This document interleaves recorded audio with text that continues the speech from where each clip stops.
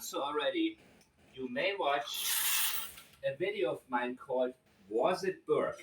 And of course, it's dealing with the JonBenet Ramsey case. And this case I have been very interested in again when I came across two statements, and one was by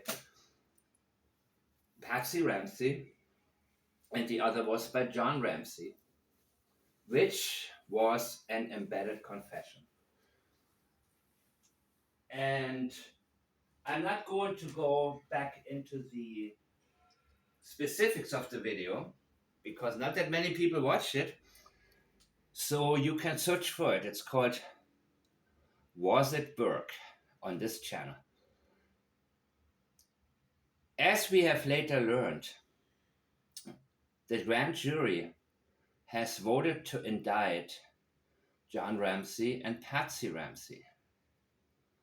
And I have also in that video explained what exactly the indictment was, which was not necessarily for the murder, but a potential cover up.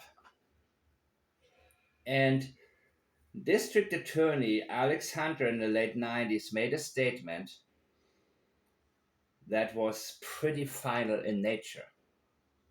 He basically told everybody, go home, it's over, forget about the case, let it be.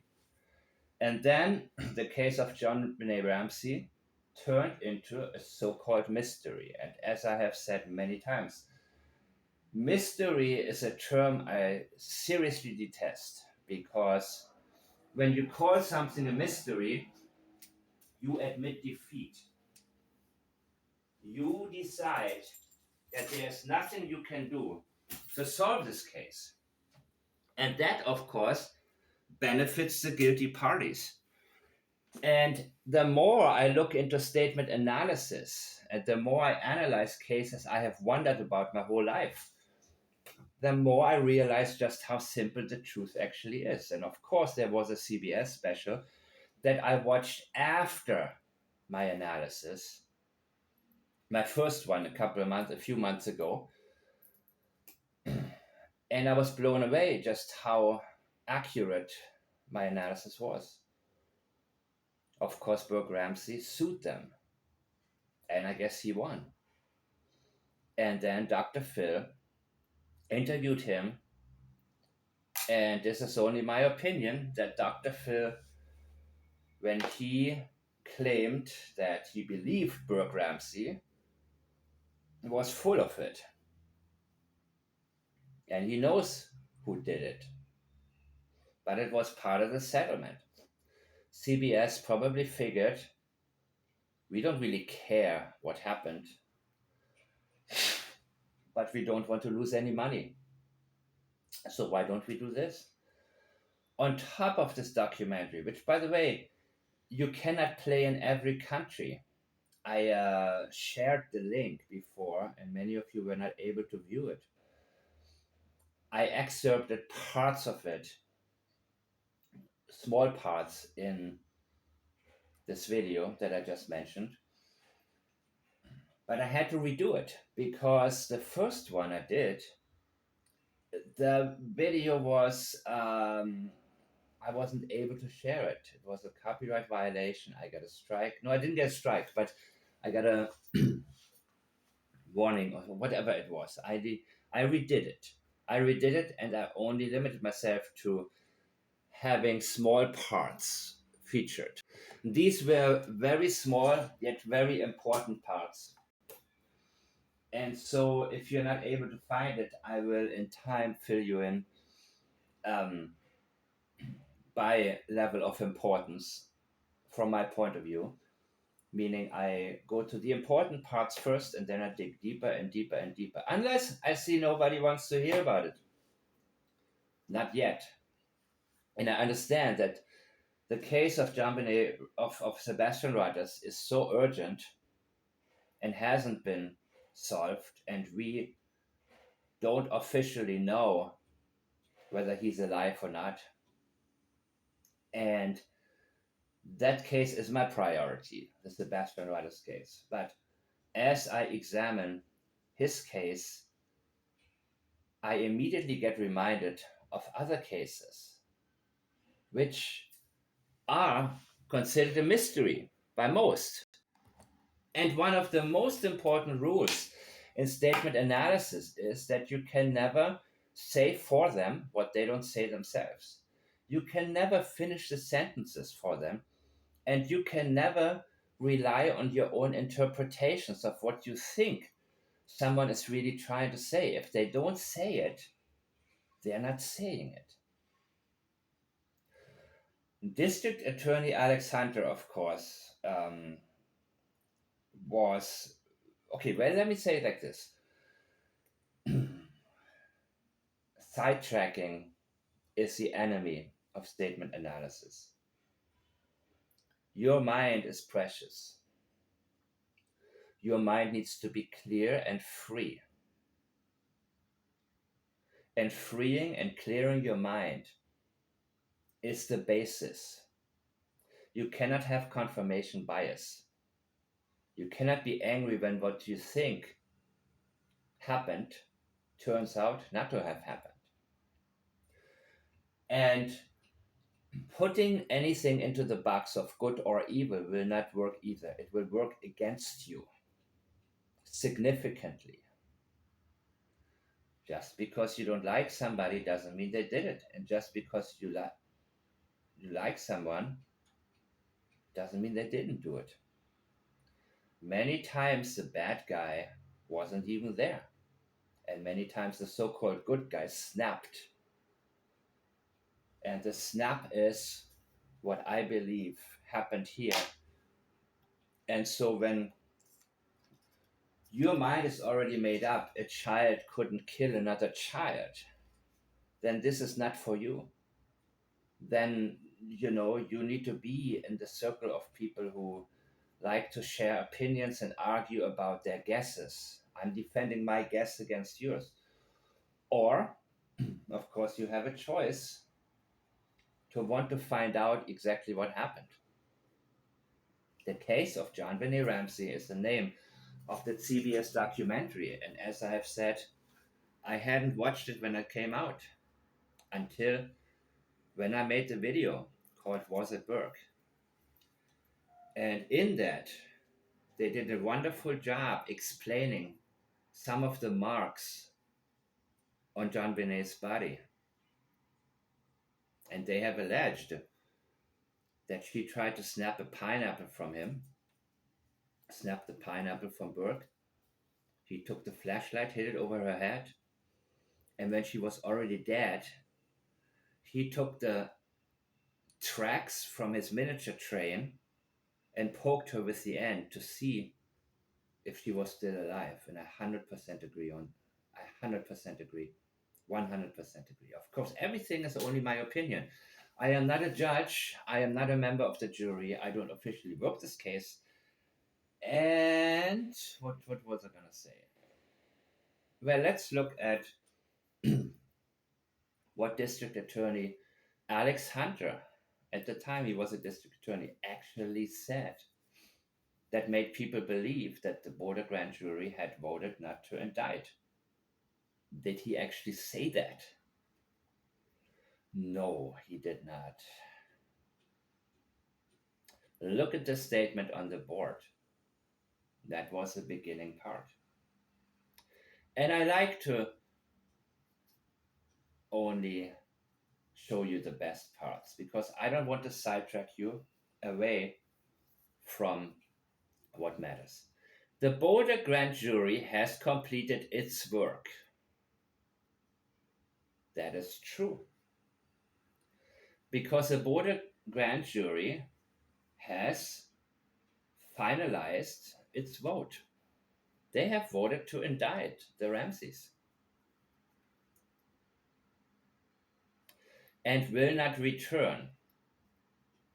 Also true. They have been dismissed. And the important thing here is what type of message did Alex Hunter want to convey to the public? And his message was, it's over. It's finished. It's taken time to get to this point.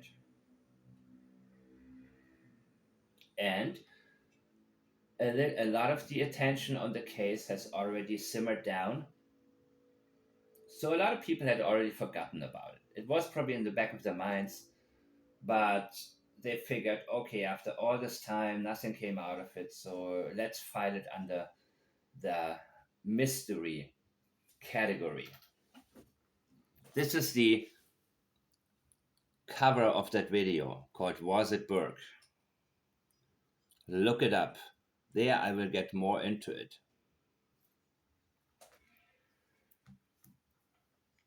Now, the Boulder grand jury has completed its work. He's not lying here. Deception doesn't mean you lie directly.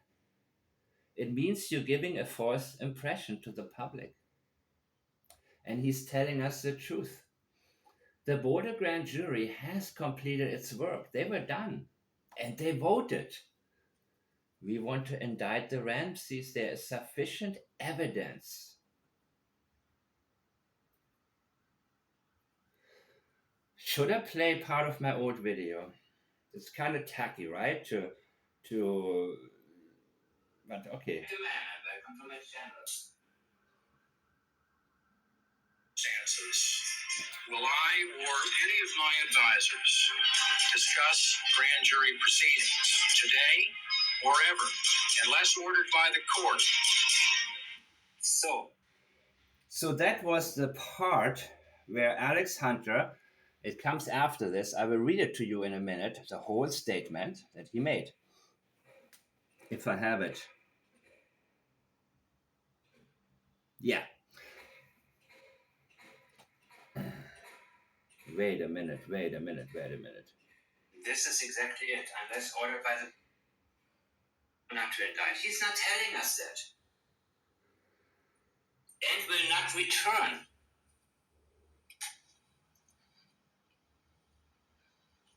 He's telling everybody, let it go. Stop talking about it, hoping about it, thinking about it. This is now the decision that has been made. It's finished. It's over. This is my final statement.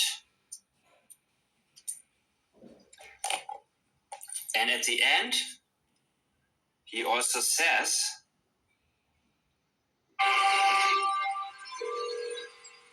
well, that will come later. Yeah. Come on, Mike.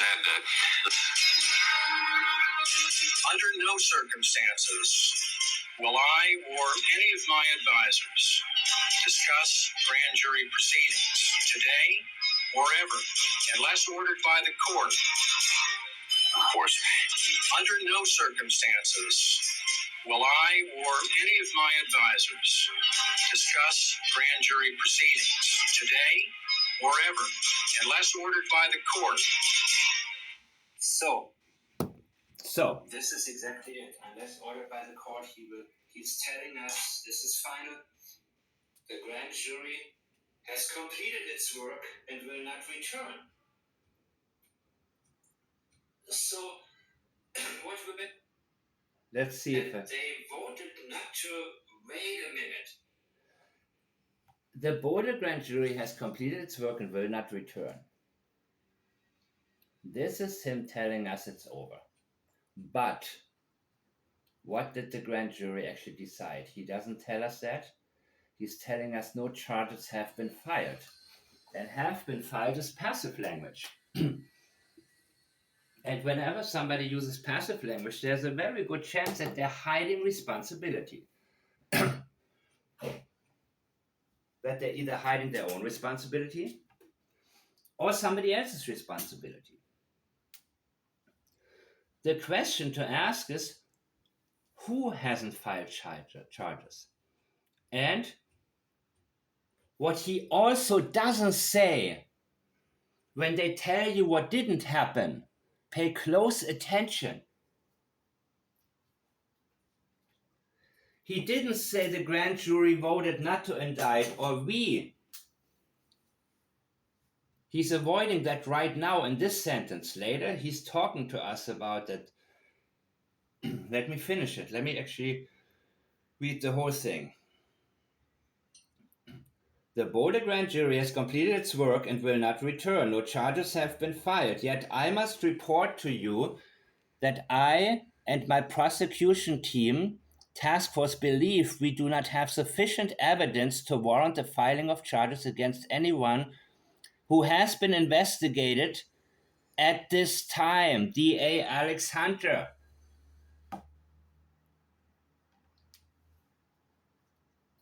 There he takes responsibility, but first he introduces passive language and he's telling us what hasn't been done. We want to know what has been done. When somebody says what has not been done, the question becomes, what? Who decided what?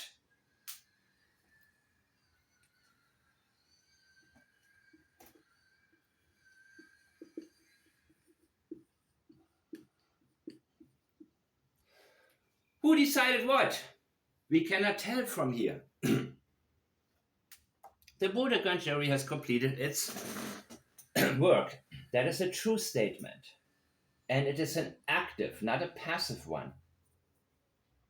It shows the responsible party. Who was it? The Boulder grand jury. And they have completed their work.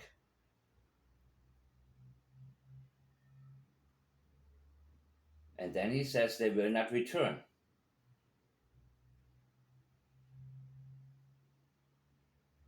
No charges have been filed. You see, people, this is such a prime example of why we need to pay very close attention to all of these different aspects.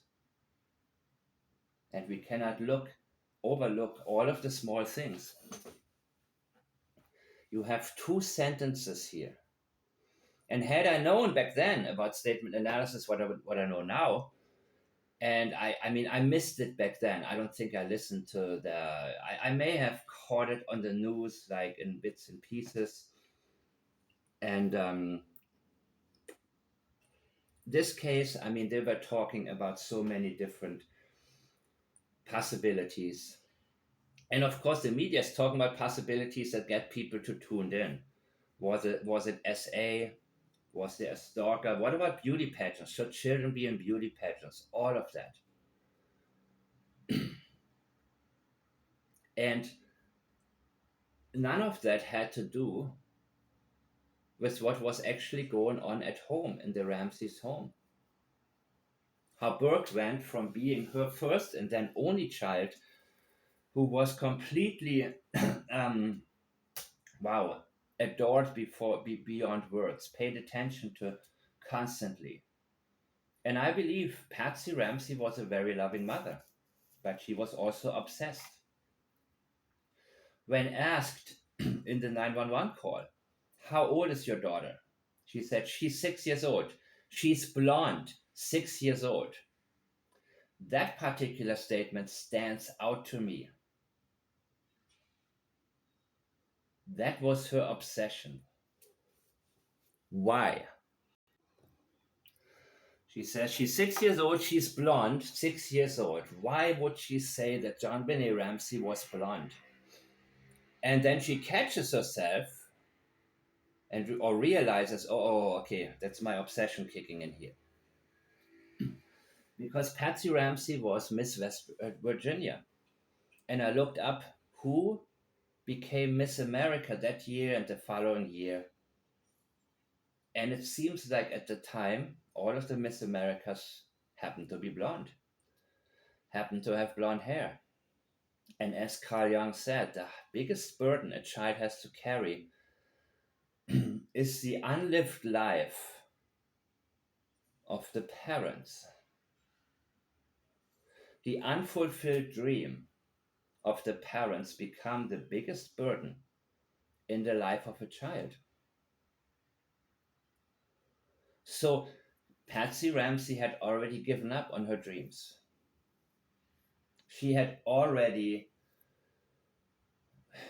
she settled down, she found a good husband, and she became well off financially, and said, you know what? No, I'm doing all right, and I'm gonna raise a family and give up this stuff because it's an uphill battle. Probably, I don't have blonde hair. I'm not gonna, it's too much. I'm gonna stick with what I have, and it's great. And she was probably happy, probably very happy. But then this child is born. When Burke was, how old was Burke? Was he 3 or 4? Crap, I forgot. I think he was born in 87, and JonBenet must have been born in 1990, because it was 96, right, when the case came about. Was it? Jeez, I forgot. Doesn't matter. This blonde child, and mind you, there was also a lady who used to be friends with the Ramseys, and she said she was basically kicked out of this group of friends because there was the message going around, do not talk to the media or police. But she did. And she said that one day she came to the Ramsey's house and said, oh my God, did you bleach her hair? She saw that JonBenet had like platinum blonde, bleached hair, being even blonder. And Patsy didn't deny it and was like, yeah, I forgot what exactly she said, but that obsession with the hair color that she believed was a ticket to becoming Miss America or uh, winning all of the pageants. JonBenet had to finish her dream that she had abandoned. And a lot of people are like that. A lot of people settle. Not really settle, but they figure, you know what, this is the end, man. This is the end of my career here. And it's often a wise decision to say, you know what, I have a good opportunity here. I'm going to make the best out of it. And I'm not going to, chase a dream that will just end in disappointments and so on and so on. But you see, that gave her a sense of power when she saw her daughter. And Burke, from one day to the next, probably was paid so much less attention to that it blew him away.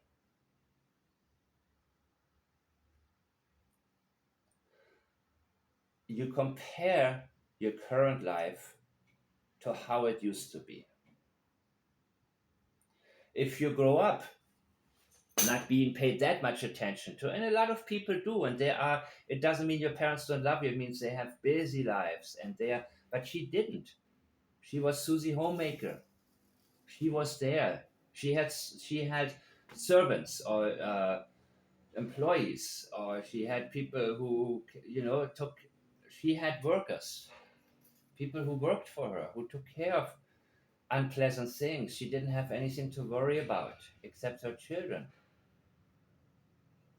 So I think it's actually a lot worse when you grow up and you see your parent has time but doesn't spend it on you. It's a different thing if you see daddy and mommy both come home from work exhausted, say, I love you and I'm so sorry, but I have to lie down right now and I wished that I think is easier to deal with than when you have a mother at home who doesn't really have anything to do except her hobby and puts that above you. And I believe that's why also Patsy Ramsey, until the very end, felt very responsible for what had taken place. She's been caught with her pants down, with her unfulfilled dreams and her obsessions that she put on her little daughter. And Burke, to say he developed resentment would be an understatement. In a police interview, she said, I didn't do it. John Ramsey didn't do it. And when I heard this, only this part, among a multitude of statements, some of them also very useful, this statement already tells me who did it. Because I didn't do it is a very strong denial. Even though she avoids to mention what it is. And the reason is likely she doesn't want to spill out the brutality of what actually took place, because she wants to protect the guilty party. So she didn't say murder or kill or beat over the head, indicating what actually took place, because they did a cover up.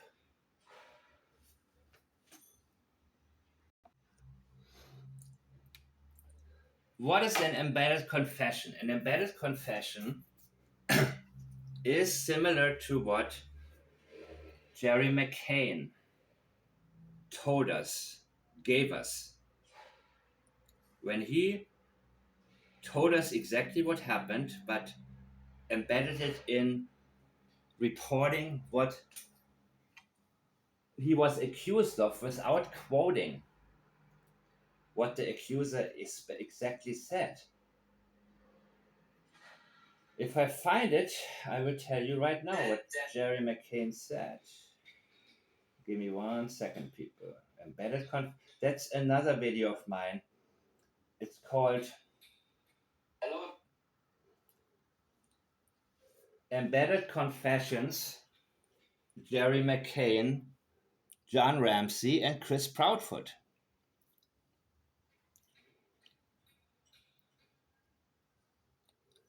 Jerry McCain said, I suppose what's been purported from Portugal is that, and now, after the word that,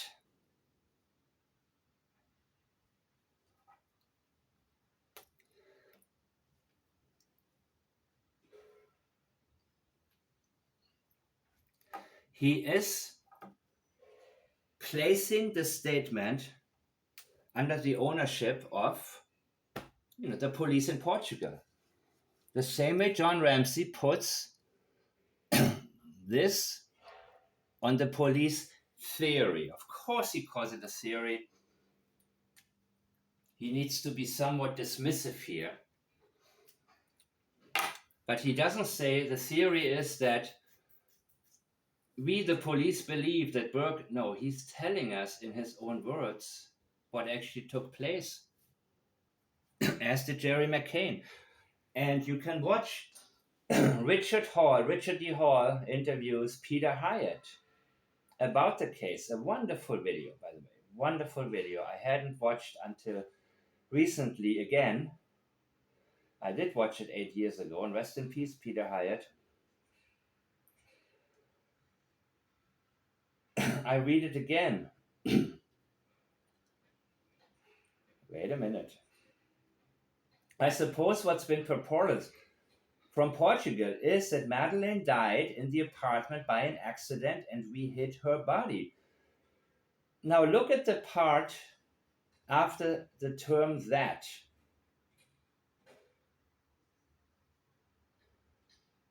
And he's telling us Madeleine died in the apartment by an accident and we hid her body. This is an embedded confession. He's telling us Madeleine died in the apartment. By the way, we still don't know what time, when she died.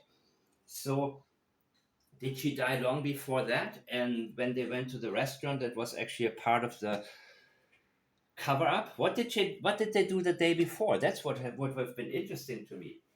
During the day before they went out with their friends, during which they claimed Madeleine disappeared, or even the day before that.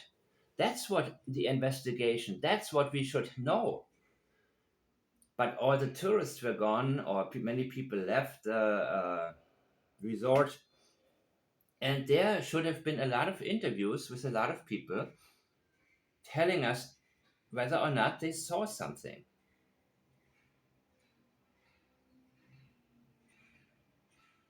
So Jerry McCain tells us she died in the apartment, it was an accident, and they hid her body. And he always uses very soft language, very, Not we dumped her, we hit her body. So let's look at what John Ramsey says right after. He says, that's the police theory that, now he says to us, Burke hit his sister and killed her, and that we, to protect Burke, staged this whole strangulation ransom note craziness.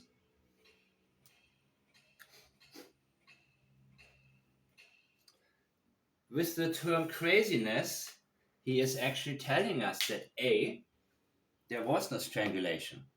That part was staged.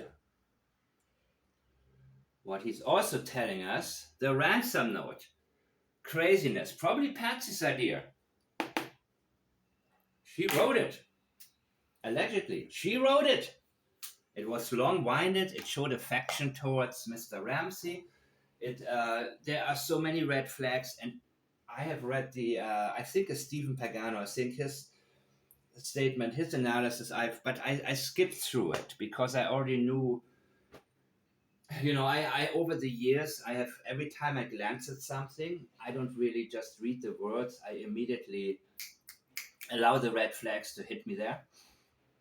Burke hit his sister and killed her, and we, to protect Burke, staged this whole strangulation ransom note craziness.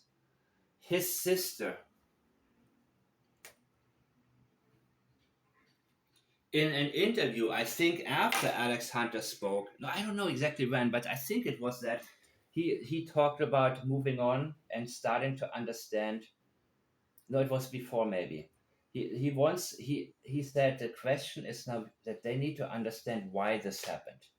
And he didn't say who did it. We need to figure out who did this. But why did it happen? Because he already knew who did it, but he cannot understand why somebody would hit his sister and kill her. What took place?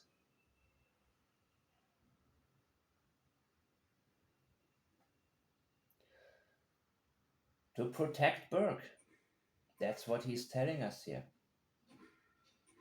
And they were indicted for not necessarily the murder, but the cover-up. And that is apart from the CBS interview that also stands out. The police theory that Burke hit his sister and killed her. And then we, to protect Burke, staged this whole strangulation, ransom note craziness. And that theory would not make good. Blah, blah, blah. Now. Burke Wait a minute. same house. It's just never happened. Let me listen again, people. What has happened before is tens of thousands of times in that same time period, there have been literally that many cases where somebody staged a crime scene to be something it was not. That's the police theory that Burke hit his sister and killed her. And then we, to protect Burke, staged this whole strangulation, ransom note craziness. I just realized that I messed up something very important.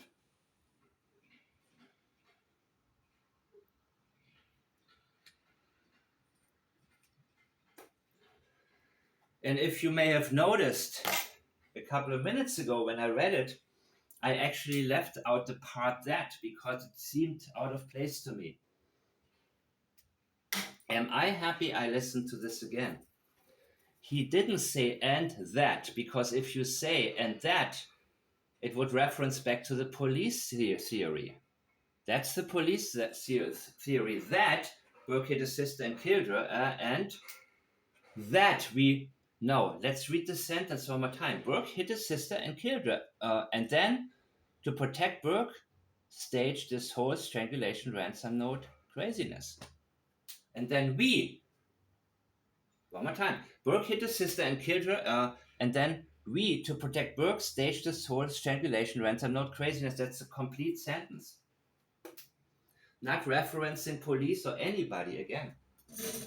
This, my friends, is an embedded confession. He's telling us what happened. Patsy didn't do it. I didn't do it. John Ramsey didn't do it. But there were 3 people in the house. When I saw this sentence, I already said, and by the way, that Dr. Filler interview, I saw that duping delight and I compared it to when Burke was interviewed, I think the second time, when he speeds up the words. Well, he sometimes speeds up sentences and he has a certain tone in his voice that was already there back then. So the duping delight already kicked in after he had gotten away with something. And under 10 years old, I believe he was a couple weeks shy of becoming 10, couldn't have been prosecuted for that, from what I understand, from what I have gotten out of the CBS special. Very dramatically. So it's really important for us to talk to an attorney. So let's listen real quickly what exactly came from the grand jury. Who has not only worked in law, but in Boulder, Colorado, to tell us the nuances of how that law is applied. So on or between December 25 and December 26, 1996, JonBenet Ramsey did unlawfully, knowingly, recklessly, and feloniously permit a child to be unreasonably placed in a situation which posed a threat of injury to the child's life or health, which resulted in the death of JonBenet Ramsey. The other count was JonBenet Ramsey did unlawfully, knowingly, and feloniously render assistance to a person with intent to hinder, delay, and prevent the discovery, detention, apprehension, prosecution, conviction, and punishment of such a person, knowing the person being assisted has committed and was suspected of the crime of murder in the first degree and child abuse resulting in death. Does that mean that they're charging John with assisting Patsy if she did it, and they're charging Patsy with assisting John if he did it? It's legally possible in the state of Colorado for John to be assisting Patsy, Patsy to be assisting John. Wouldn't they both then also be charged with the underlying crime as opposed to just... Yes. Normally, if they do an accessory charge, which here is generally after the fact, it's usually somebody else. My opinion would be that there's a third person. The only third person that's left is Burke Ramsey. And you guys can now check out that video of mine that I've done, I think, a couple of months ago, and also re-listen to this important part, what the indictment actually was. Thank you very much for listening. I'm Mike the Man, and I'll see you next time.